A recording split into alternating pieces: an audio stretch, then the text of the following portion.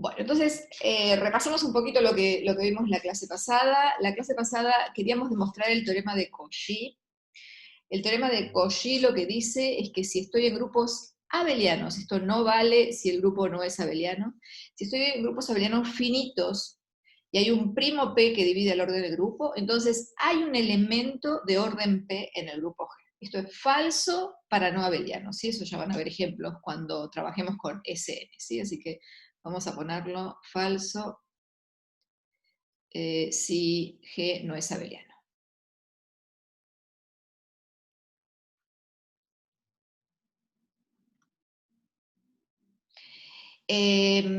Uy, no, esperen que para P', estoy dudando si esto es falso o no. Bueno, queda la pregunta, porque no sé si para P' no es verdadero también. Esto pregunta. ¿Falso? No sé. Seguro hay cosas que valen para abelianos y no en general, pero como el P', estoy dudando. Bueno, pero esta es fácil, esta ya la podemos demostrar gracias a lo que vimos de cociente de grupos la semana pasada. Entonces, el último lema que demostramos la clase pasada, este fue fácil, decía que si G es un grupo finito que solo admite subgrupos triviales, entonces es cíclico, ¿sí? Eso era bien fácil porque agarrábamos un elemento cualquiera en el grupo G, que no fuera el elemento neutro, y entonces este subgrupo no era el trivial, porque A no es el elemento neutro, y era un subgrupo de G. Entonces, como los únicos subgrupos son los triviales, esto tenía que darme igual, y entonces el grupo G era cíclico. Y después vimos que el orden tenía que ser P, porque si el orden es un N que no es un primo, y entonces lo puedo escribir como producto de dos, me parece un subgrupo no trivial. ¿Sí? Así que todo esto ya lo hicimos la clase pasada, y lo vamos a usar en la demostración del teorema de Cauchy. Bien, entonces, ¿qué dice el teorema de Cauchy? Si tengo un grupo abeliano, tengo que encontrar un elemento de orden P para cualquier primo P que divida N. Entonces, la demostración la vamos a hacer por inducción. Inducción sobre N, sobre el orden del grupo. N, el orden del grupo, y obviamente vamos a suponer que el N es mayor o igual que 2. Si puedo empezar la inducción en 2, porque para N igual 1 no hay ningún primo P que divida 1, así que ahí si quieren lo empiezan en 1, pero se verifica por vacuidad, ¿sí? Porque no hay ningún primo, no se verifica la hipótesis. Entonces, bueno, para N igual 2. Para N igual 2, mi grupo G, ya sabemos que si lo escribo con producto, esto es isomorfo, o sea, si N es igual a 2, ¿no? Si N es igual a 2, mi grupo G con el producto es isomorfo a Z2 con la suma, ¿sí? De esta forma son todos los grupos de orden 2, son cíclicos, y Z2 tiene un elemento 0 y un elemento 1, y el orden del 1 es 2. O sea que por este isomorfismo hay un elemento A que va a parar al 0, y hay un elemento neutro que va a parar al 0, y hay un elemento A que va a parar al 1, obviamente el orden de ese elemento A es 2. ¿Sí? O sea que esto es inmediato y casi trivial para n igual 2. Bueno, ahora lo quiero probar, supongo por hipótesis inductiva, que vale para todo natural entre 2 y n, y lo quiero probar para n. Vamos a borrar todo esto, porque si no, no me va a alcanzar el lugar. Entonces ya sé que vale para n igual 2. Entonces, ahora supongo por hipótesis inductiva que entonces vale para cualquier grupo G, todo grupo G, cuyo orden, uy, no cualquier cosa, cuyo orden, ahí va mejor, la goma más chiquita, tal que el orden de G sea mayor o igual que 2 y estrictamente menor que n, y lo probamos para n. Entonces tenemos un grupo G que tiene orden n. Y agarramos un primo P que divide a n. Bueno, entonces lo que quiero hacer es usar hipótesis inductiva. Entonces para eso voy a tratar de conseguirme subgrupos. Por eso aparece el lema. Entonces, la primera cosa que decimos es, si G no contiene subgrupos no triviales, si G no admite subgrupos no triviales, Entonces voy al lema que me decía que si G es un grupo finito, estamos en ese caso, que solo admite subgrupos triviales, entonces G es cíclico de orden P. O sea, acá me olvidé, G es cíclico de orden P, entonces es isomorfo a ZP con la suma, ¿sí? Entonces, si G no admite subgrupos no triviales, por el lema sabemos que G es cíclico de orden P. Entonces G está generado por un elemento A, y el orden de A es P. Y entonces ya está, porque nosotros, ¿qué decíamos? Queríamos probar que si es de orden n, que en este caso mi grupo G es de orden P, y hay un primo P que divide, el único primo P que va a dividir a P es el P, hay un elemento de orden P, ya está, este es el elemento que estábamos buscando. ¿Sí? Así que cuando no admite subgrupos triviales, de nuevo la demostración es inmediata, porque directamente el grupo es cíclico, generado por un elemento de orden P, el único primo P que vamos a buscar es ese, entonces ya está. Entonces ahora supongamos que sí. Esto era si G no admite. Entonces si G admite subgrupos no triviales, entonces existe un H, un subgrupo de G, y H no es ni el grupo trivial 1, ni todo el grupo G, ¿sí? Es un subgrupo propio. Entonces, ¿qué pasa en este caso? El orden de G coincide con el orden de H por el orden de ¿quién? A ver si se acuerdan.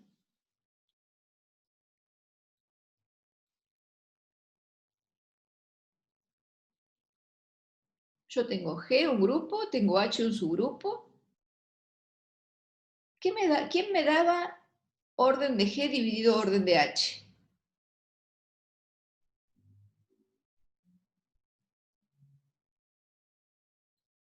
¿No era algo de la intersección?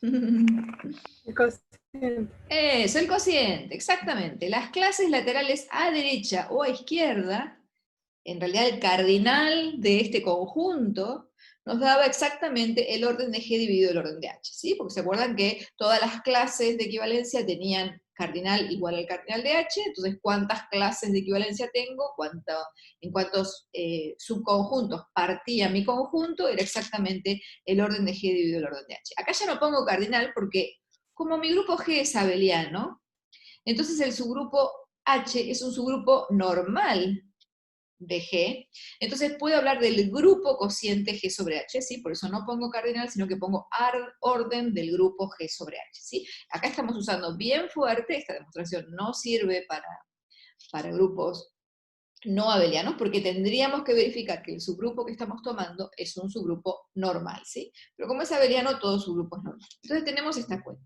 Bueno, estos dos números, el orden de H y el orden de G sobre H, vamos a escribirlos por acá, el orden de H y el orden de G sobre H, bueno, obviamente son números naturales. Ahora, la pregunta es, ¿pueden ser iguales a 1? Este no puede ser 1, porque si este fuera 1, el subgrupo H sería el trivial, y dijimos que no es el trivial, ¿sí? Y este tampoco puede ser 1, porque si este fuera 1, el orden de H sería todo el orden de G, entonces serían iguales, y dijimos que H no es G. O sea, como H no es ni 1 ni G, entonces el orden de H no puede ser ni 1 ni todo, así que este no puede ser 1, o sea que estos dos números son estrictamente mayores que 1, y obviamente son estrictamente menores que el orden de G, por la misma razón, ¿sí? Porque si alguno de estos dos fuera el orden de G, el otro me da 1 y no pueden ser. O sea que escribimos realmente a G como producto de dos números naturales que no son, ninguno de los dos son 1, es una factorización de verdad del orden de G. Bueno, entonces, ahora sí, tengo un primo P que divide al orden del grupo G, ¿sí? Entonces mi primo P divide al orden de G, entonces divide alguno de estos dos. Divide al orden de H o divide al orden de G sobre H. Bueno, ¿qué pasa si divide al orden de H?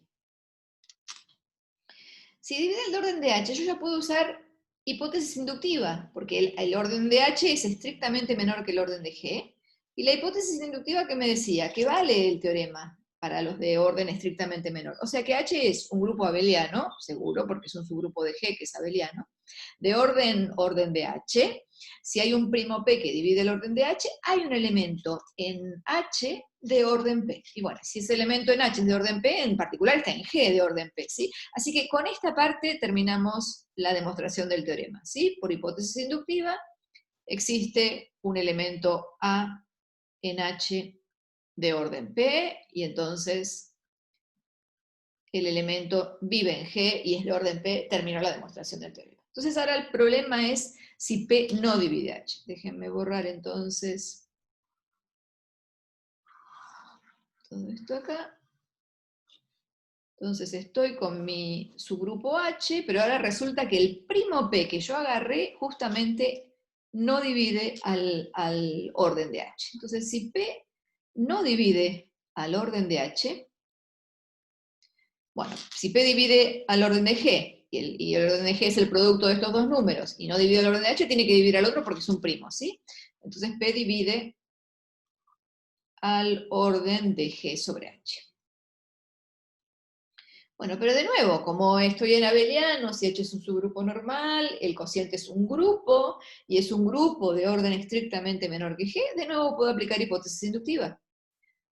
¿Ven cómo usamos la hipótesis inductiva en el subgrupo o en el cociente? Esto es lo que yo les decía la clase pasada, que se usan las dos cosas. A veces con el subgrupo solo no me alcanza para demostrar, para usar hipótesis inductiva, entonces necesito el subgrupo y el cociente.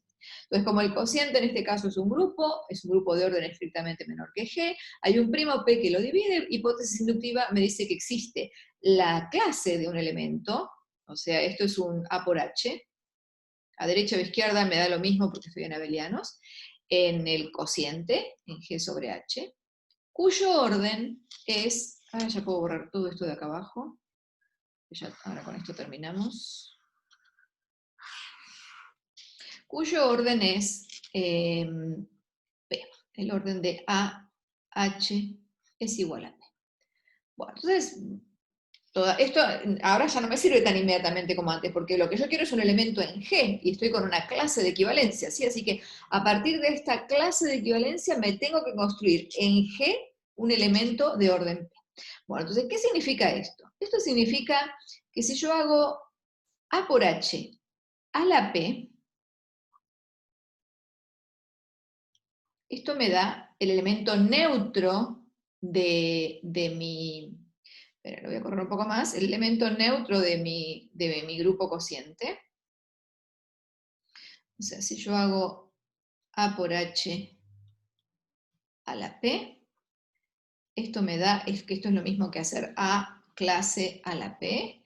Esto me da el elemento neutro del cociente, y el elemento neutro del cociente, ¿se acuerdan que es H por E? O sea, eso es H.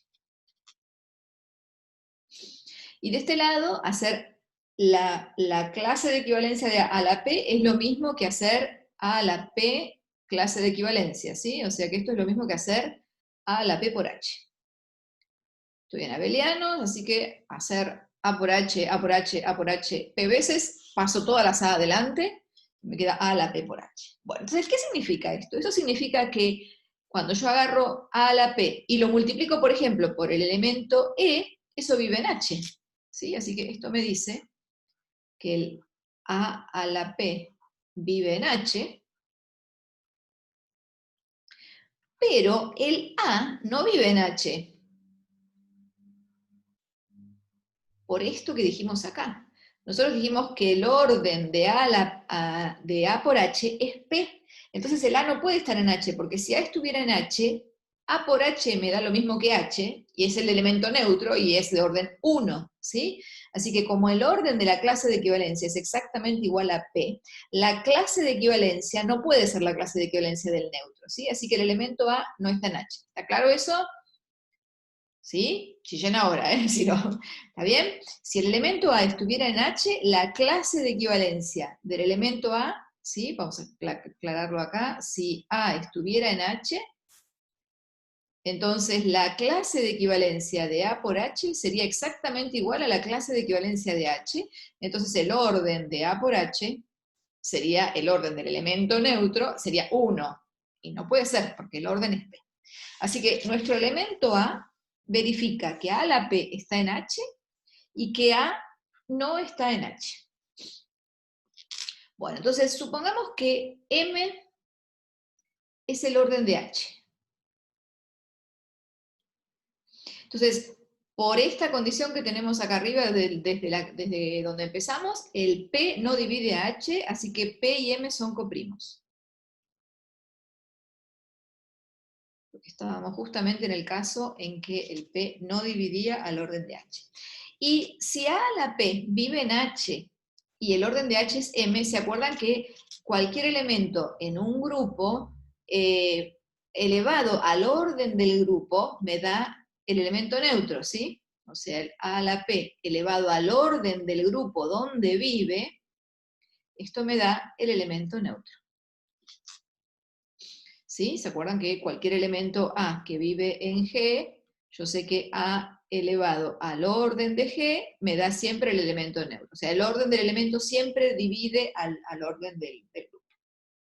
Bueno, ya casi estamos. Entonces, el elemento que nos va a interesar es el A a la M. A a la M. A la P me da el elemento neutro.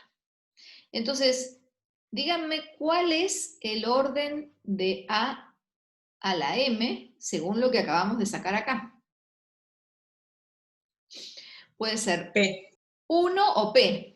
¿Sí? Todavía no sé si no es 1, porque yo sé que el orden del elemento divide a este exponente, ¿sí? Porque A a la M a la P me dio 1. Entonces el orden de A a la M es 1 o P. Entonces si probamos que el orden de A a la M no puede ser 1, terminamos la demostración, ¿sí? Eso es lo único que nos falta ver. Bien. Vamos a borrar más arriba, o puedo borrar... no, por las dudas voy a borrar acá. Vamos por acá con la demostración. Total, ya es un renglón nos queda nada más. Entonces, supongamos por el absurdo, lo único que nos falta ver es que el orden de A a la M es igual a 1. Eso significaría que A a la M es ¿quién? Si es un elemento de orden 1, ¿quién es A a la M?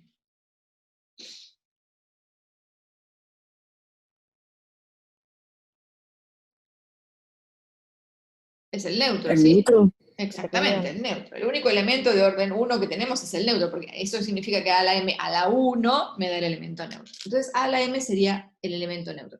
Y ahora voy a usar esto. Voy a usar que P y M son coprimos, que hasta ahora no lo usamos para nada. Entonces, si P y M son coprimos, ¿se acuerdan que existen, qué sé yo, S y T, números enteros, tal que S por M más T por P me dan el 1? Entonces escribo a A, que es A a la 1, como A a la M a la S por A a la P a la T. Bueno, ¿y esto qué me da? El A a la M dijimos que era el elemento neutro, o sea que A a la M a la S es el elemento neutro. Eso murió. Y esto es A a la P a la T. Pero, a ver, yo no lo borré, por algún lado está. Acá, fíjense que, voy a marcar en amarillo, acá dijimos que A a la P estaba en H. En toda nuestra construcción, como A venía de un elemento que estaba en una clase, que tenía orden P, entonces el A a la P estaba en H.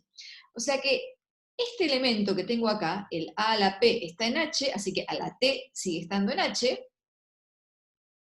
Entonces, ¿qué nos quedó? Nos quedó que el A está en H, y eso sí que es un absurdo, porque dijimos que el A a la P estaba en H, pero que el A no estaba en H.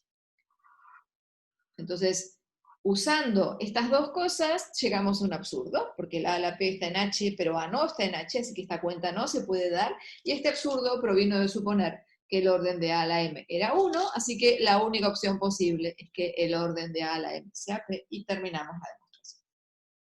Ven que trabajar con el cociente siempre es más complicado. La parte de cuando el P dividía a H fue inmediata, cuando P dividía al cociente, el grupo cociente fue más complicado, pero esto se vive usando, ¿sí? O sea, cuando los subgrupos no me alcanzan para demostrar cosas, tengo que ir al grupo cociente y trabajar con clases de equivalencia, que es un poquito más complicado, pero bueno, pero se hace. ¿Cómo sigue esto? Vamos con otro teorema. Hoy es el día de los teoremas. Teorema de de Kai. Profesora, Sí, sí, decime, Mauro. acá en el libro está aprobado para no abeliano. Ah, No porque sé es si... primo, claro, está bien. Bien, gracias. O sea que bien. O sea que mentí en la anterior, ahí lo borré. Por las dudas lo borré. Bien, entonces está bien. Esto sí vale también para no abeliano. Lo que no va a valer, y eso sí estoy segura, es cuando no es primo. O sea, si le saco esta condición de primo, o sea, lo que vamos a probar un poco más adelante es que si yo tengo un grupo abeliano de orden M y M divide a N, entonces siempre hay un subgrupo de orden M. Esperen, déjenme escribirlo, ya que me entiende esto, por lo menos vamos a escribir bien el enunciado, y eso sí estoy segura que no vale. Bien, entonces lo que nos va a salir es esto.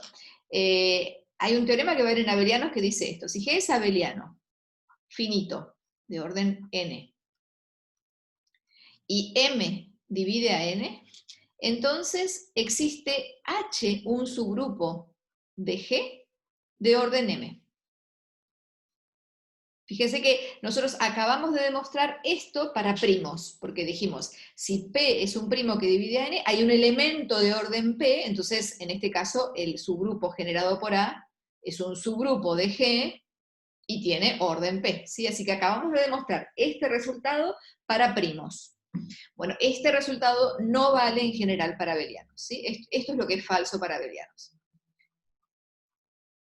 Entonces, lo que acaba de decir Mauro es que falso para no abeliano. Abeliano. O sea, lo que acaba de decir Mauro es que es verdad si el M es primo, pero si el M es cualquier divisor de N, no podemos asegurar que existan subgrupos del grupo G de orden M. Eso es falso en el caso de grupos abelianos, ¿sí? Y el ejemplo va a estar en los SN. Bien, pero bueno, seguramente en algún momento vamos a llegar a probar que esto sí vale. Por ahora nos faltan herramientas, probablemente eso suceda después de Silo. O sea, cuando le tachemos a cada abeliano, lo que acaba de decir Mauro es que esto sigue siendo verdadero, siempre y cuando el P sea primo. Muy bien. Bueno, entonces decíamos, vamos a otro teorema que dice lo siguiente. Si agarro X un conjunto cualquiera, vamos a anotar S sub X al conjunto de todas las funciones biyectivas de X en X. ¿Sí? Claramente, esto ya lo vieron como ejemplo en la práctica, esto es un grupo, porque yo tengo la composición de funciones que es asociativa, tengo la función identidad, que es una función biyectiva de X en X, y toda función biyectiva admite una inversa, que es una función de X en X y también es biyectiva, así que esto es un grupo. En particular, si el X es el conjunto formado por los n primeros números naturales, entonces este S sub X es el que llamamos Sn, ¿sí? Estuvimos trabajando ya la clase pasada con S3, las permutaciones de los tres primeros números naturales, es exactamente lo mismo que pensar en las funciones biyectivas del 1, 2, 3 en el 1, 2, 3. Bueno, lo que dice el teorema de Cayley es que si G es un grupo cualquiera, existe un conjunto X tal que G es un subgrupo de S sub X. O sea, lo que me dice este teorema es, estudia bien a los S sub X, porque ahí adentro vive todo lo que a vos te puede interesar. Cualquier grupo G se puede pensar como un subgrupo de S sub X. Así que, si nosotros estudiamos bien los SX, por eso es que el próximo tema va a ser estudiar bien los SN, ¿sí? Si, acá el X podría ser infinito, nadie me dice que X sea finito o infinito, ¿sí? Pero en el caso particular, en que X sea un conjunto finito con n elementos, estamos diciendo que cualquier grupo G se puede pensar como un subgrupo de SN. Así que si yo estudio bien SN y estudio bien todos sus subgrupos, estudié todos los grupos G que me podían aparecer. La demostración de esto va bien, de este lado. Entonces, bien, lo que queremos ver es que G se puede pensar como un subgrupo de S sub X para algún X, ¿sí? Yo lo primero que tengo que hacer es decir, bueno, ¿quién va a ser mi conjunto X? Bueno, entonces, arranquemos. Voy a definir como X al mismo G, pero como conjunto, ¿sí? Porque G es un grupo, se me olvido de la estructura de grupo, y lo miro como conjunto nada más. Porque acuérdense que la definición del S sub x son las funciones biyectivas de x en x. Funciones, ¿sí? No, acá no hay ninguna estructura algebraica adicional, que son biyectivas. Bueno, entonces, para probar que G es un subgrupo de Sx, lo que vamos a hacer es definir un monomorfismo de G en S sub x. Entonces, en realidad, acá hay digamos, un abuso de notación, porque lo que vamos a hacer es definir un morfismo, y ahora lo tenemos que definir, ¿no? Vamos a definir un morfismo de grupos. Si bien mi X es un conjunto, el S sub X es un grupo, el G es un grupo, voy a definir un morfismo de grupos. Más aún, voy a definir un monomorfismo de grupos. Entonces, si pasa eso, mi G va a ser isomorfo a la imagen. ¿Sí? Porque si yo ya tengo mono, lo único que me faltaría para que sea un iso es que sea un epi. Entonces nada, ¿se acuerdan que esto lo arreglábamos fácil poniendo la imagen? Y la imagen, claramente, es un subgrupo de Sx. ¿Sí? O sea que el G se mira como un subgrupo de Sx vía este isomorfismo. ¿Sí? No es como su conjunto, sino como subgrupo isomorfo a Sx. Pero da lo mismo, porque dijimos que las cosas que nos interesan las estudiamos a menos de isomorfismos, así que si yo, de nuevo, agarro Sx y estudio todos los subgrupos, en particular voy a tener este subgrupo imagen de phi, que es isomorfo a G. Bien, así que acá tenemos el final de la historia, entonces lo que yo quiero es definir, primero que nada, una función que sea un morfismo y que sea un mono. Y con eso terminamos la demostración. Entonces, borremos todo esto y vamos despacito. Primero que nada voy a definir una función. Después voy a ver qué es morfismo y después voy a ver qué es monomorfismo. Bueno, entonces agarro un elemento G y lo tengo que mandar a una función que vaya de X en X y que sea biyectiva. Entonces yo digo, bueno, esta función, digo que a todo elemento A de mi conjunto X, ¿a dónde lo mando? Acuérdense que mi conjunto X es el conjunto G. O sea, mi elemento A está en G. ¿A dónde lo puedo mandar? Tengo G, tengo A, los dos viven en el grupo G. ¿A por G? Ah, no te escuché, Paula, pero dijiste eso, G por A. Sí, O A A por por G, G sí, o es G lo por mismo, A. Sí, cualquiera es de lo los dos, sí, mismo. exactamente, cualquiera de los dos, ¿sí? Entonces, esta es la función que a todo elemento lo manda a multiplicar el elemento por G. De un lado o del otro me da lo mismo. Bueno, es función esta, seguro, esta sí es función. ¿Por qué? Porque no hay elección, así que al elemento A lo mando a G por A, está todo bien. Pero tiene que ser una función en Sx, ¿sí? O sea que tiene que ser una función biyectiva. ¿Pero es biyectiva esta? Bueno, sí, porque si phi sub G de A es igual a phi sub G de B, esto significa que G por A es igual a G por B, pero ahora esto lo miro en el grupo G, vale la cancelación, entonces A es igual a B. O sea que la función phi sub G es inyectiva.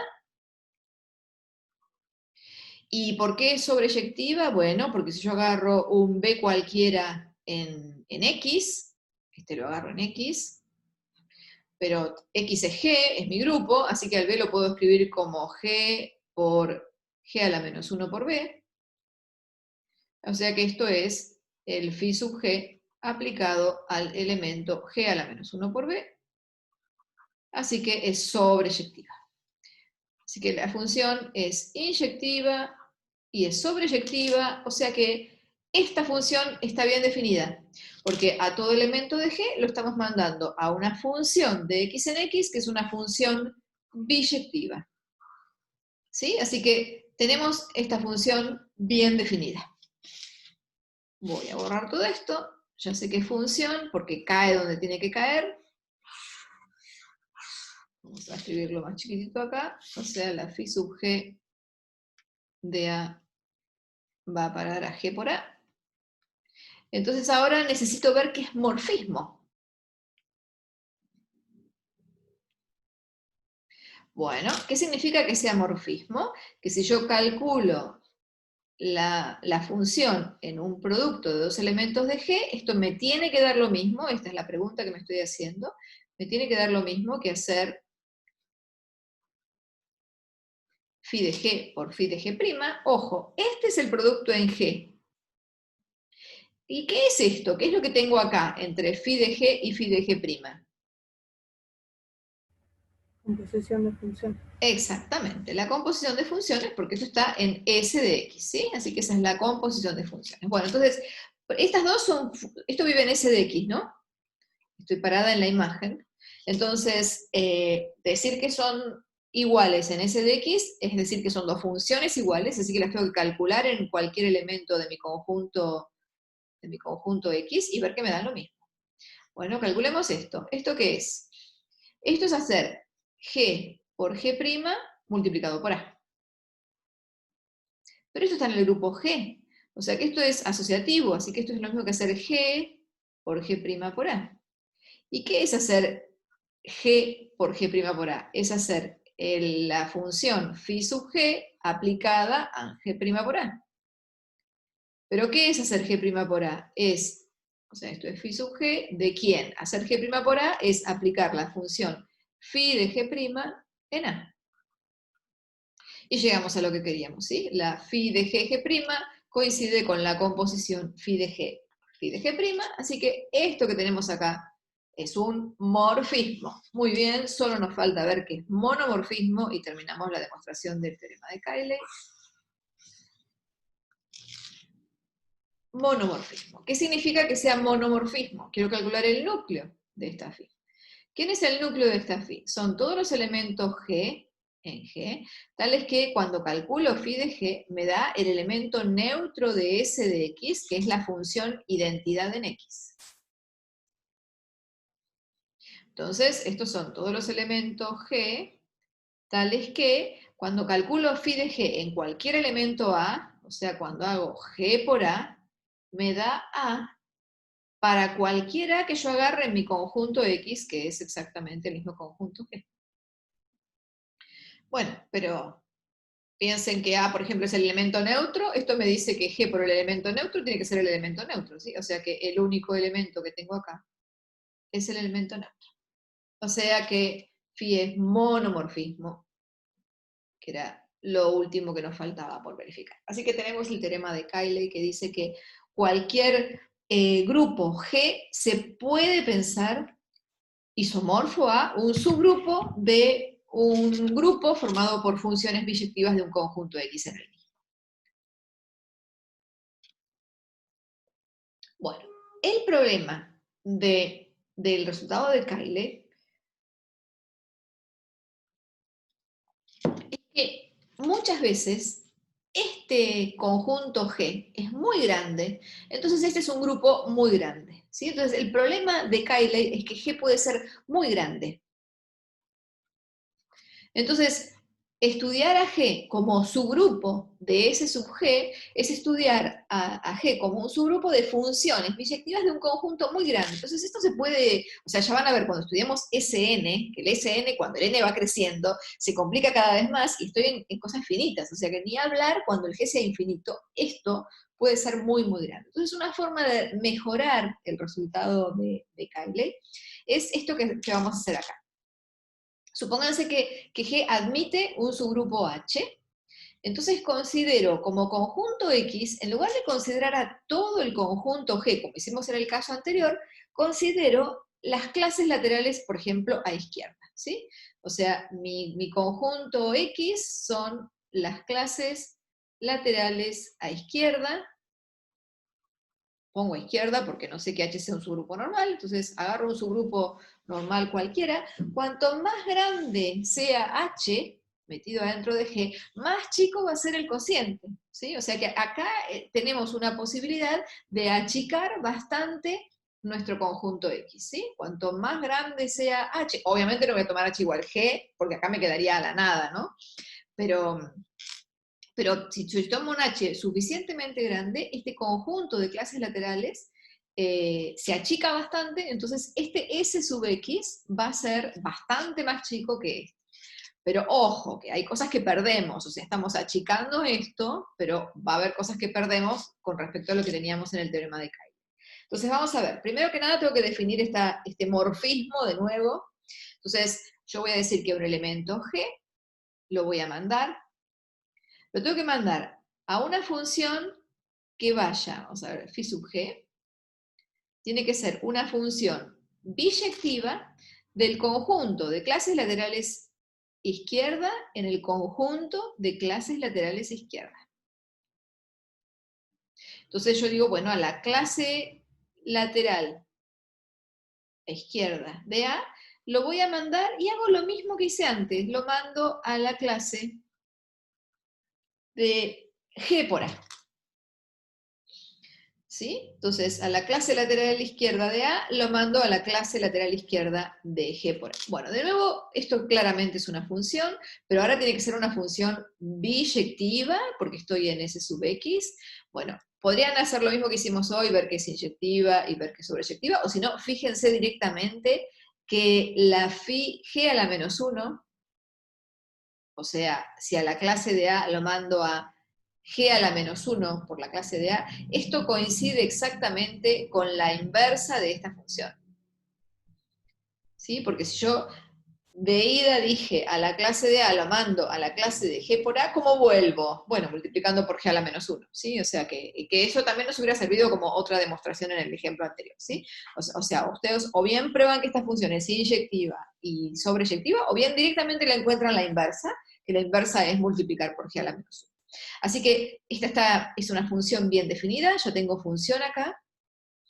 ¿Por qué? Porque a todo elemento G lo mando a esta phi sub G, que es una función biyectiva del conjunto de clases laterales a izquierda en sí mismo. Bien, ahora hay que probar que esto es morfismo. Bueno, ¿qué es morfismo? Sale exactamente igual que en el caso anterior. Pueden hacer después, practicar, hacer phi G, G', es exactamente lo mismo que hacer phi de G', ¿sí? Como hacen para ver que esto le está igual, bueno, lo calculan en cualquier clase lateral y van a ver que les da lo mismo hacer esta cuenta, o sea, directamente multiplicar por G, o primero multiplicar por G' y después multiplicar por G, o sea que esto es morfismo. Bueno, lo que perdemos es que esto no es un monomorfismo. Voy a ver si escribí algo acá o no. Sí, exactamente. El problema es que esto que acabamos de definir, acá cambié la notación, así que lo voy a borrar esto. El problema es que esto que acabamos de definir no es en general un monomorfismo. Entonces, a ver, nuestra función iba de G en S de las clases laterales izquierda, y lo que decía era a todo elemento G lo mando a la phi sub G, y esta phi sub G a un elemento, a una clase A por H, y va a parar a la clase de G por A. ¿Sí? Esto es todo lo que teníamos en la hoja anterior. Entonces quiero calcular el núcleo. Vimos que esto es un morfismo. Entonces quiero calcular el núcleo. Bueno, entonces el núcleo son los G tales que phi de G me da la función identidad de X, ¿sí? Que donde X es clases laterales izquierdas. Pero entonces, ¿esto qué es? Son los G tales que hacer phi de G en cualquier clase lateral me va a dar lo mismo que la clase lateral. O sea, estos son todos los G tales que hacer G por A por H me da lo mismo que hacer A por H. O sea, si quieren, escribámoslo mejor, estos son todos los G tales que, ojo, me comí acá, esto tiene que ser para todo A, ¿sí? Me lo comí acá y me lo comí acá también.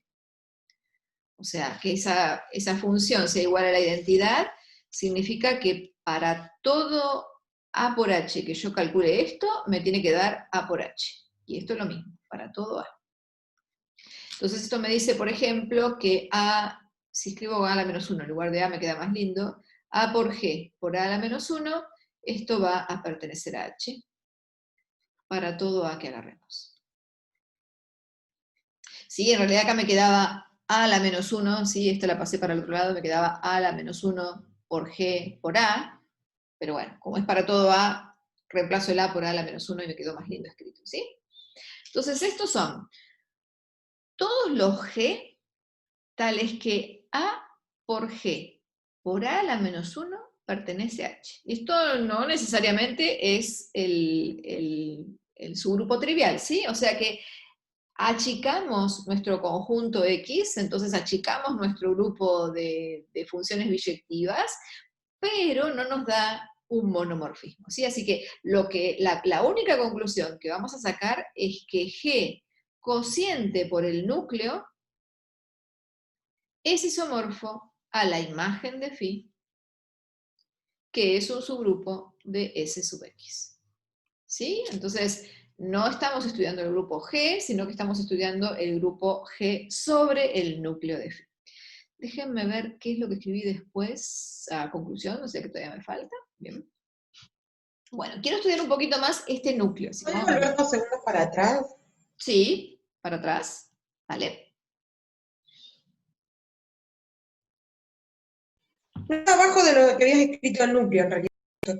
Me faltó escribir un cachito ahí. No, estoy en esta todavía, ¿eh? Sí, estoy en esta. Esta es la que decías. Sí, Esa, sí. Sí, vamos a seguir trabajando en esta todavía.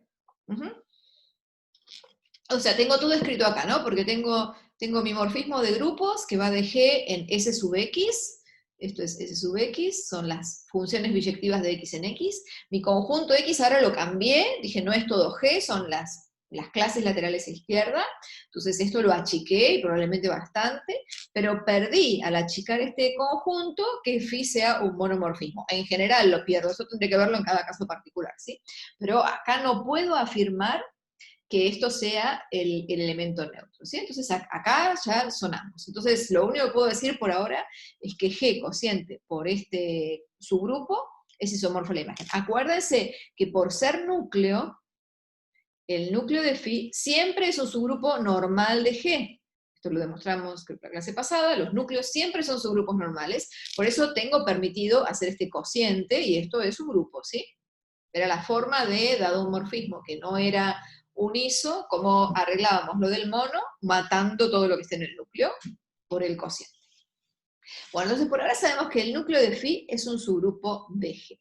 Fíjense que además, el núcleo de phi, a ver, ¿está contenido o contiene H? Si yo agarro un elemento G que está en H, no, al revés, esto está contenido en H, a ver si estamos de acuerdo, porque fíjense que esto vale para cualquier elemento A que yo agarre en G. En particular vale para el elemento neutro. Entonces esto me dice que el elemento neutro por G, por el elemento neutro, vive en H. O sea que cualquier G que yo agarre necesariamente va a estar en H. Entonces, el núcleo de phi es un subgrupo normal de G, es un subgrupo de H, y lo que verifica, esto es lo más lindo, el núcleo de phi es el mayor subgrupo normal de G contenido en H.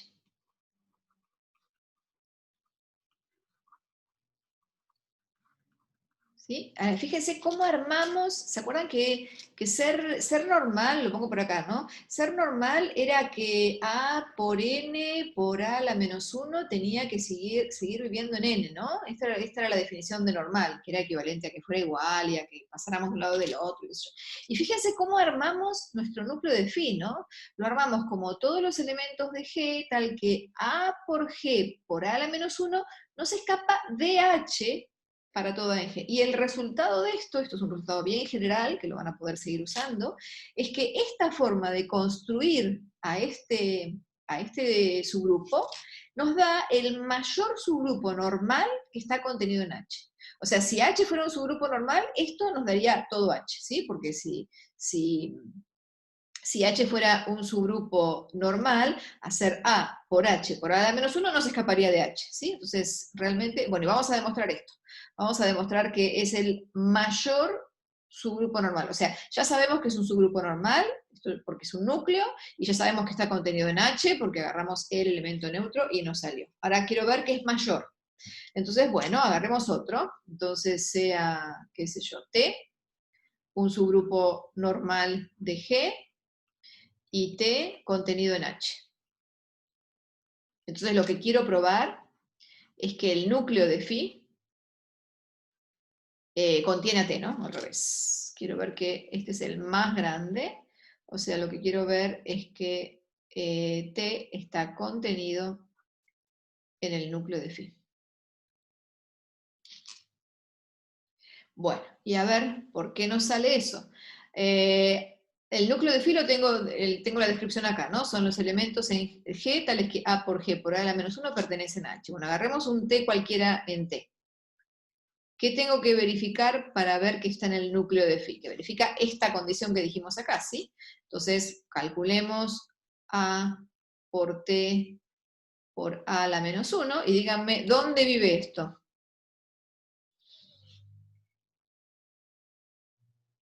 Esto para todo A en G. En H. Eso es lo que quiero ver. Yo quiero ver que esto está en H, ¿sí? Exactamente, eso es lo que quiero ver, porque entonces eso me va a decir, ah, bueno, entonces es verdad, el T está contenido en el núcleo de phi. Esto es lo que estoy tratando de demostrar, ¿sí? Entonces, yo agarro un T en T. Mi hipótesis, exactamente, mi hipótesis dice que T es un subgrupo normal de G. Entonces, hacer T, la teníamos la definición acá, ¿no? Subgrupo normal es que cada vez que yo conjugo por cualquier cosa, no me escapo del grupo. O sea que mi A por T por A a la menos 1 vive en T. Pero T era un subgrupo de H.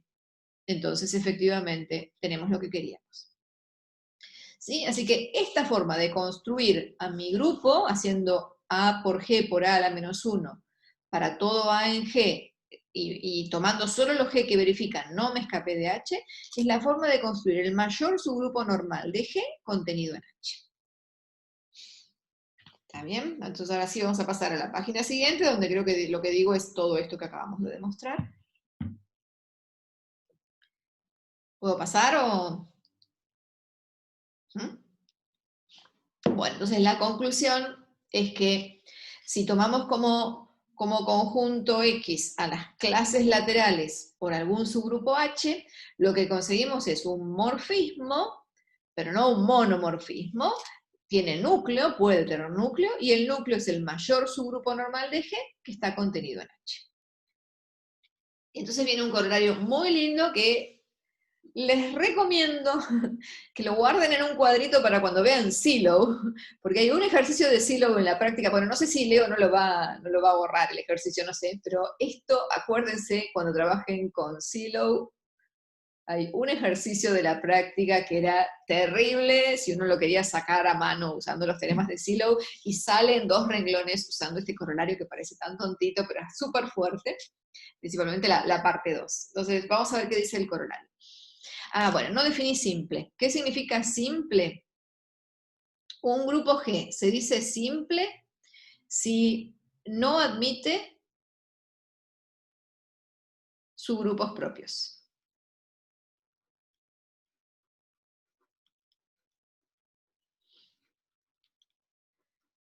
Esperen que no me acuerdo.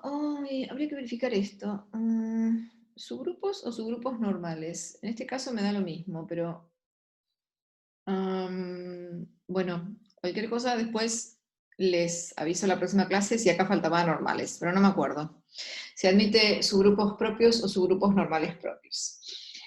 Pero bueno, entonces, para este caso sería si G no admite subgrupos normales propios. Con eso nos va a salir. Entonces, déjenme acá poner en amarillo y la próxima lo verificamos si va la palabra normal o no. Podríamos googlear y listo, pero bueno, no vamos a perder tiempo. Entonces, ¿qué dice el corolario? Fíjense que ustedes me lo pueden decir también. Si G es simple y no admite subgrupos normales que no sean todo o el trivial, entonces, ¿qué pasa con este morfismo?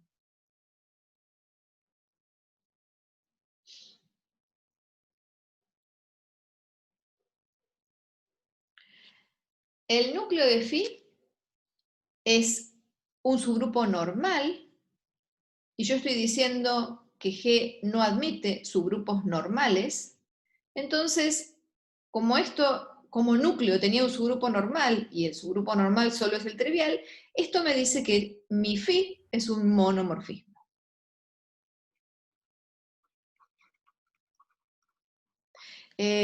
Ojo, no admite subgrupos normales triviales distintos de G, porque el G siempre es un subgrupo normal, ¿eh? No admite subgrupos propios. No, está bien, no admite subgrupos propios. Entonces, phi es un monomorfismo, ¿sí? Entonces, este sería el caso que a uno más le interesaría, pero solo funciona para grupos simples. Hay un montón de cosas no resueltas todavía para grupos simples. Hay toda una teoría de grupos simples con un montón de preguntas y conjeturas que todavía no se saben. Es muy complicado trabajar con grupos simples, pero bueno, esto es un resultado interesante. Cualquier grupo simple, entonces, es isomorfo a un subgrupo de ese X, donde el X se puede elegir más chico que todo el conjunto. Pero bueno, vamos al 2, que el 2 es el que más me interesa. Entonces, este sí lo vamos a necesitar demostrar. El primero fue inmediato. El 2 dice lo siguiente.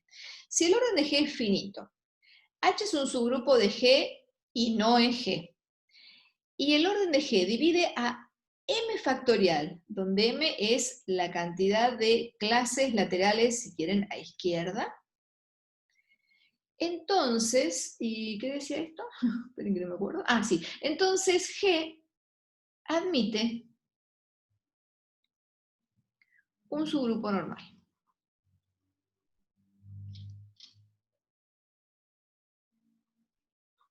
Y esto es importante, esto es lo más importante, ¿sí? Muchas veces es muy complicado ver si el grupo G admite o no subgrupos normales. Y esto me dice, bueno, si admite un subgrupo normal, que obviamente no es todo G, ¿no? Un subgrupo propio, un subgrupo normal propio. No es ni todo G ni el elemento neutro. Bueno, entonces la demostración del 2, vamos con rojo así. La demostración del 2 sale, a ver,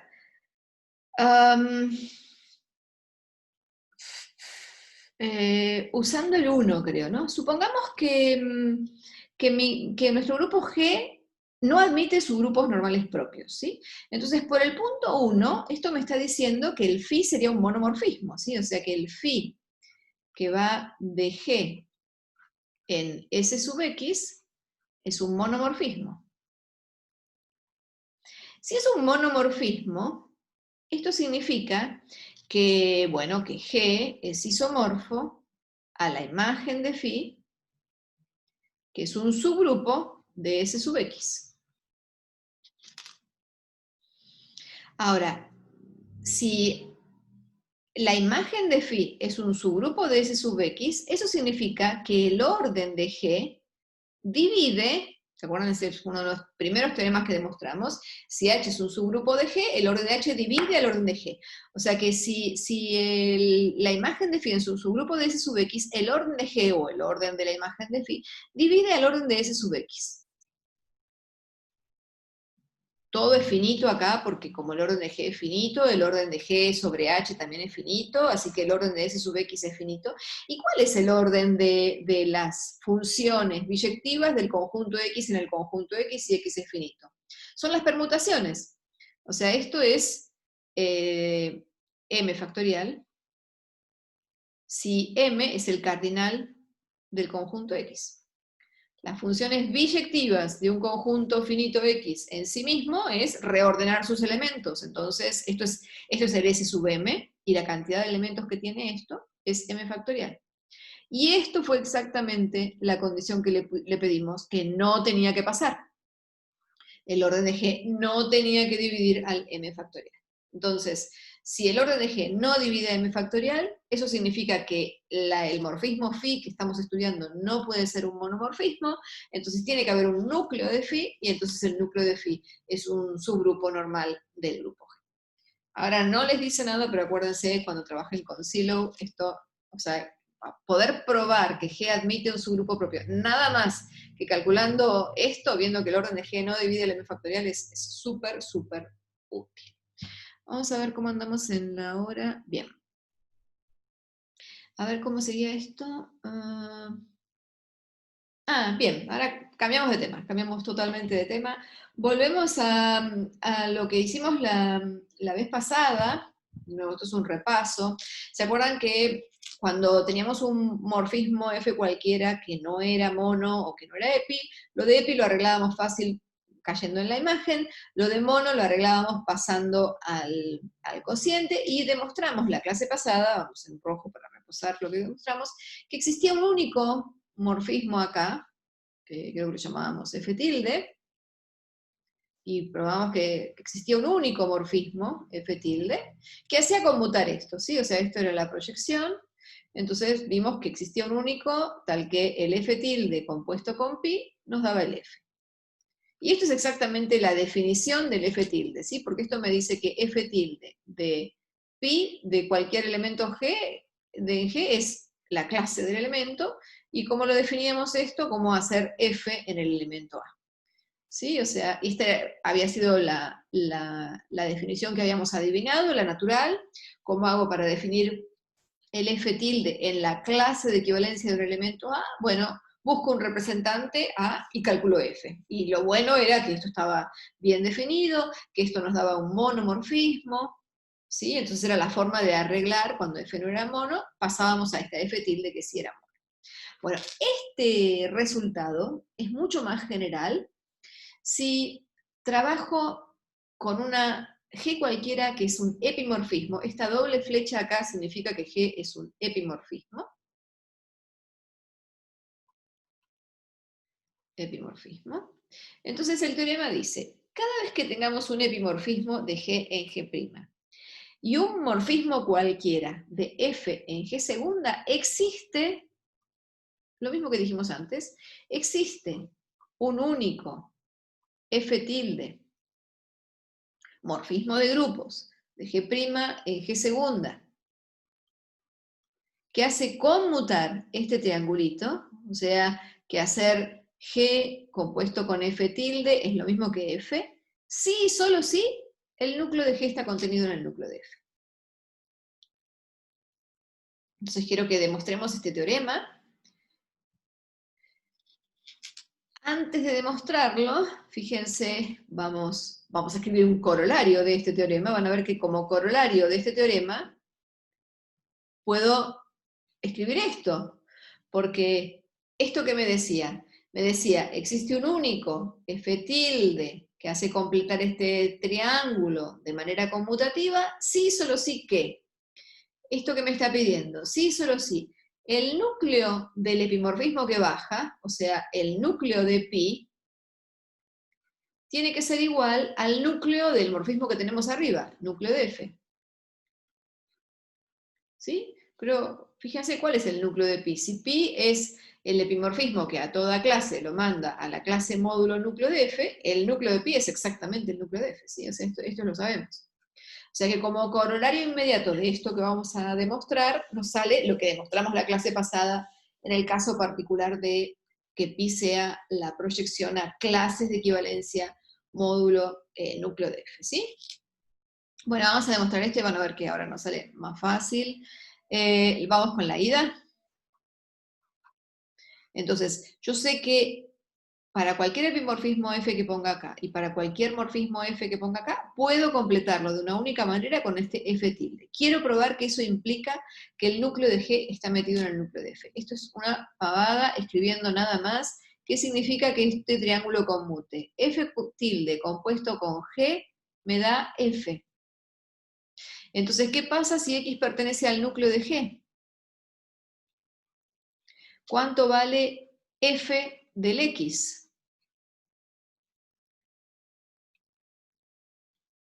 Hago esta cuentita, ¿no? F de X es F tilde de G de X. Pero dijimos que el G de X estaba en el núcleo, o sea que G de X es el elemento neutro, y F tilde del elemento neutro es el elemento neutro, entonces ya está. Entonces X pertenece también al núcleo de F. O sea, lo hicimos por doble inclusión. Con la conmutatividad de este triangulito ya nos sale este contenido, ¿sí? El más complicado es la vuelta. Vamos con la vuelta, igual la vuelta ya es bien parecido a lo que hicimos, así que nos va a salir. Entonces vamos con la vuelta. Puedo borrar ya todo esto, ¿no? La vuelta. Entonces, lo único que sabemos es que el núcleo de G está metido adentro del núcleo de F. ¿Sí? El núcleo de la que cae, de la que baja, está metido adentro del núcleo de la horizontal. Entonces quiero probar que existe un único F tilde, morfismo, que hace conmutar este triángulo. Bueno, lo tengo que definir. Entonces la pregunta es, ¿cómo hago para definir el F tilde de cualquier elemento G'? Esto es lo que quiero hacer, ¿no? Entonces la pregunta es, ¿cómo defino esto? ¿Cómo lo definíamos acá? Nosotros decíamos, bueno, dada la clase de equivalencia, busco un representante y hago f de a. Bueno, lo mismo vamos a hacer acá. Nosotros vamos a decir, bueno, mi G' es, ay no, esperen, qué fea las letras que estoy usando si G es la función. Uf, vamos de nuevo con esto. Vamos a usar a, b. O sea, yo quiero definir f tilde en un a', vamos a decir. Entonces la pregunta es, ¿cómo hago para definir esto? Bueno, pero mi A' que vive en G' es G de alguien, porque esto es un epimorfismo. Lo mismo que nos pasaba acá. La clase de equivalencia de A es pi de una A. Entonces acá lo mismo. Mi A' es G de una A. Entonces, lo que estoy haciendo es levantar a un representante de este A'. Y entonces, ¿cómo defino la función? Como fna, lo mismo que hicimos en el caso particular de la vez pasada. Agarrábamos una clase de equivalencia, lo levantábamos a la y aplicábamos la f, ¿sí? Entonces, es como que para definir esta función, lo que uno está haciendo es levanto y aplico. Pero esto es un epi, no es un iso, o sea que es medio tramposo esto de levantar. Bueno, pero si el núcleo de G está metido dentro del núcleo de F, esto de levantar no me importa a quién levanto, la cosa va a estar bien definida. Eso es lo que tenemos que demostrar ahora, ¿no? O sea, tengo que demostrar la buena definición. Porque yo levanté. ¿Cómo sé que levanté y me da lo mismo? Si levantaba con A o levantaba con A2. Entonces, bueno, supongamos que A' lo levanto con una 1, pero también lo levanto con una 2. Entonces tendríamos que probar que después lo que vamos a querer llegar al final de esto es que hacer f de A1 me da lo mismo que hacer f de A2. O sea que esta construcción que estamos haciendo no depende del levantado. Bueno, vamos a ver cómo llegamos a esto. Si tenemos esto, a ver, esto significa que g de A1 por A2 a la menos 1 me da el elemento neutro, ¿no? Paso para un lado, meto adentro de la G, qué sé yo, me da el elemento neutro. Entonces significa que A1 por A2 a la menos 1 vive en el núcleo de G. Pero, ahí va la hipótesis, el núcleo de G está metido adentro del núcleo de F. Entonces lo que nos sale, lo voy a tener que escribir acá porque ahí no me entra, lo que nos sale es que f de A1 por A2 a la menos 1 es el elemento neutro. Y entonces ahí de nuevo, desparramen, sacan el menos 1, qué sé yo, le sale esto. F de A1 es igual a F de A2. O sea, esta condición, núcleo de G, metido dentro del núcleo de F, es la que nos asegura que esta construcción que hicimos no depende del levantado. G es un epi, así que es muy probable que cuando yo levante vía G, levante a cosas distintas, tengo elección ahí, pero cuando aplico F, esa elección muere, ¿sí? Gracias a esta condición. Bueno, ahora habría que probar que F tilde es morfismo, y que hace conmutar esto, y que es el único. Todo eso les sale exactamente igual que con la demostración que hicimos acá, ¿sí? Así que, a ver qué hora es, a ver si hacemos un poquito más, o no sé con qué seguía yo. No, sí, prefiero seguir, ir al ejemplo, ¿sí? Entonces vamos a escribir acá bien qué es lo que falta. Lo pueden completar, ya les digo, repasando la que hicieron antes. Entonces, en esta vuelta, lo que hicimos es, definimos f tilde de un elemento A', lo definimos como hacer f de A si el A' es G de A. Entonces, por ahora, lo único que vimos fue la buena definición. O sea que realmente esto es una función. Porque no depende de la elección que yo estoy haciendo de decir el A' lo levanto al A. Esto ya lo vimos. Pero ahora falta ver qué es morfismo. Cualquier cosa me pregunta si no le sale. Falta ver que esto sí sale fácil, que F compuesto con G me da la F, esto falta, pero es re fácil de la definición. Y falta ver que la F tilde es única, ¿sí? O sea, falta ver que si hay una F tilde compuesta con G, me da la F.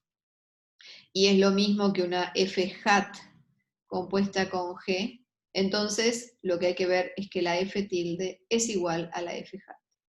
Esto también sale fácil usando que G es un EPI, ¿sí? Así que esto le sale fácil usando que G es un EPI.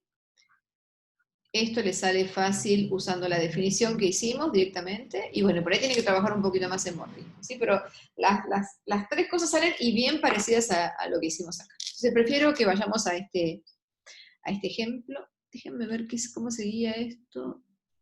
Ah, bien. Entonces esto es lo que va a quedar para la próxima clase, porque ya, ¿qué hora es? Estamos y cuarto y ustedes están recansados con lo de la UMA, así que terminamos con esta aplicación. Que esto lo tienen en la práctica además. Entonces, quiero describir todos los morfismos de Z18 en Z12. Fíjense que esto es bastante pesado, porque si yo agarro Z18, son las clases de equivalencia módulo 18, ¿sí? O sea, vamos a ponerle una rayita a esto y doble al otro, ¿no? Entonces esto va desde la clase del 0 hasta la clase del 17, y el Z12 también son clases de equivalencia, pero ahora módulo 12, así que vamos a ponerle una filoleta así, desde 0 hasta 11, ¿sí?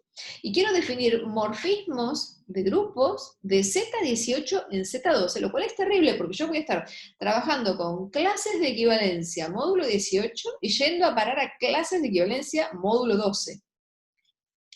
Bueno, vamos a usar lo que dijimos recién. Yo quiero definir morfismos de Z18 en Z12. Pero obviamente yo tengo mi morfismo de Z en Z18 que dice a todo elemento lo mando a su clase módulo 18, ¿sí? Entonces, yo acá arriba puedo poner este es el F que estoy buscando, ¿no? Entonces yo acá arriba puedo poner, y la letra F no me gusta, vamos a llamarlo H para que sea un poquito más coherente con lo del... Esto es H. Para no perder la anotación de lo que tengo antes, de la página anterior. Entonces este es H. Entonces fíjense, esta composición, pi compuesto con H, es el morfismo horizontal que yo puedo poner acá. Acá puedo poner entonces H compuesto con pi. Esto lo llamo F. ¿Sí? Entonces, si yo estoy buscando los H de Z18 en Z12, eso es exactamente lo mismo que decir, bueno, tengo pi, tengo mi F, y dado este F, quiero completarlo con el H, ¿sí? Pero ¿qué dijimos en el resultado anterior? Que esto se puede hacer sí y solo si el núcleo del que baja, o sea, el núcleo de pi, está metido adentro del núcleo del horizontal, o sea, del núcleo de F.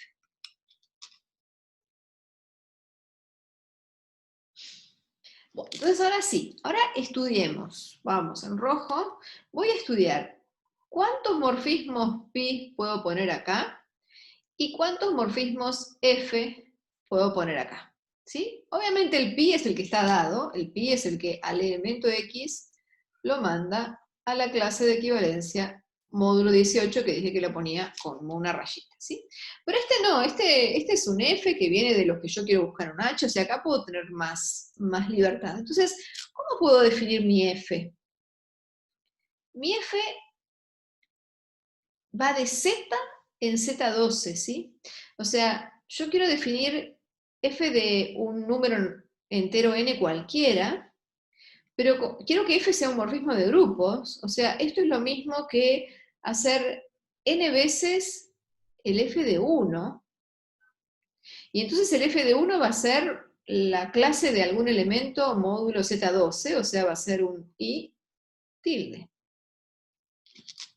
Y esto también lo vieron en la práctica, o sea, definir morfismos de Z en cualquier grupo G, lo único que tengo que decir es a dónde mando el 1. ¿Por qué? Porque si yo sé que el f de 1 va a parar al i, de ahí me sale naturalmente que f de cualquier entero va a ir a parar a el entero multiplicado por el i que elegí. ¿Sí? O sea que estos f's que tengo acá están unívocamente determinados por dónde mando el 1. Eso es lo bueno de trabajar con Z. O sea, definir un morfismo de Z en cualquier grupo es mucho más fácil que definir un morfismo de Z18 en Z12, ¿sí? Entonces estoy aprovechando esto que yo sé, porque Z es cíclico, está generado por el 1, y el 1 no tiene ninguna condición. En cambio acá, eso también está generado por el 1, pero el 18 por 1 me tiene que dar 0, entonces acá sí hay condición. En cambio este no, este es libre en ese elemento, entonces lo único que tengo que hacer es decir a dónde va a parar el 1. Entonces, supongamos que yo hice esto. ¿Quién es el núcleo de pi? El núcleo de pi es 18 por z, ¿sí? Son los múltiplos de 18. ¿Y quién es el núcleo de f? El núcleo de f... el núcleo de f, vamos a escribirlo así. Bien, entonces... lo que yo necesito es que 18z viva adentro del núcleo de f. O sea, lo que necesito, esta igualdad, vamos a ponerlo por acá, esto es equivalente. O sea, fíjense que si yo terminé de hacer esto, después voy a poder definir el h, ¿no? Pero ahora me está preocupando cuáles son todos los f que puedo poner acá, que verifiquen esta condición, que el núcleo de pi esté metido dentro del núcleo de f. Porque para todos estos f yo voy a poder armar el h. Entonces, los f que voy a poder meter son aquellos que verifican que su núcleo tiene que contener a 18z. O sea que esto es equivalente a decir que f de 18 me tiene que dar 0. Pero este 0 con el tilde así. ¿Pero cuánto es f de 18? F de 18 es 18 veces el i tilde. O sea que esto es equivalente a decir que el i que yo estoy eligiendo tiene que verificar que la clase módulo 12 del 18i tiene que ser 0. O sea, esto es equivalente a decir que el 12 tiene que dividir a 18 por i.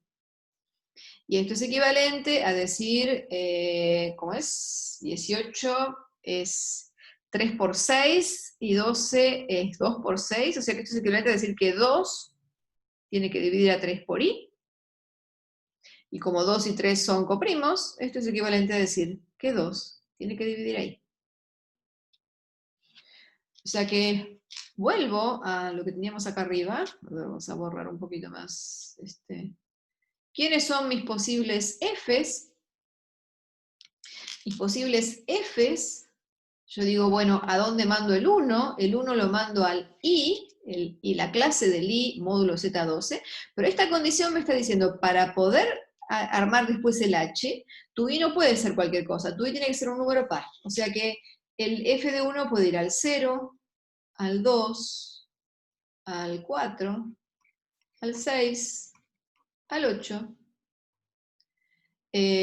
o al 10. Tengo solo 6 posibilidades para escribir mi f tilde. Y entonces, borremos esto que tengo acá abajo. Ahí tengo todos los f's. Para cualquiera de esos f's va a existir el h. ¿Y quién va a ser el h entonces? ¿Quién va a ser el h? Bueno, h lo tengo que definir en la clase de Z18. Entonces, h de la clase de un x, ¿quién va a ser? Dijimos, ¿cómo hacíamos esto? Levantábamos el x a z y aplicábamos f. Entonces esto va a ser directamente hacer f de x. ¿Y esto qué es? Esto es x por y clase. ¿Para cuántos valores de y? Estos 6 que escribimos acá, ¿sí? O sea, voy a tener 6 morfismos distintos. O sea, ahora la pregunta era, ¿cuántos morfismos hay de Z18 en Z12? Entonces la cantidad de morfismos que tenemos de Z18 en Z12 es exactamente igual a 6. ¿Por porque fueron los posibles y que pudimos armar, ¿sí? Entonces, obviamente voy a tener mi H1, va a ser la que al X lo mandé al 0, mi H2 va a ser el morfismo que al X lo mande a 2 por X, mi H3 va a ser el morfismo que al X lo mande a 4 por X, y así sigo, el H6 va a ser el morfismo que al X lo mande a 10 por X. Son todos morfismos distintos, calcúlenlo en 1 y van a ver, ¿no? Este en 1 va al 0, este en el 1 va al 2, este en el 1 va al 4, el último va al 10, son todos morfismos distintos y son todos los que podemos armar, ¿sí? Gracias a esta cosa de decir, bueno, es fácil decir cómo son todos los morfismos de Z en Z12, que eran esto que dijimos acá, todos los morfismos de Z en Z12, ¿cuántos tengo? Tengo exactamente 12, porque ahí el I podía valer cualquiera de estos valores, ¿sí? Pero después la condición núcleo de pi metido en núcleo de F nos acortó la cantidad de posibilidades a la mitad, y entonces la cantidad total de morfismos que tenemos es 6, ¿sí? Entonces esto de los triangulitos ayuda, porque es muy difícil definir morfismos en grupos cocientes, es mucho más fácil definirlo en el grupo Z. Entonces paso a través del triángulo, trabajo tranquila en Z, y después paso al cociente usando solo esta condición. Bueno, 12 y 23, suficiente. Vamos a dejar de compartir y dejar de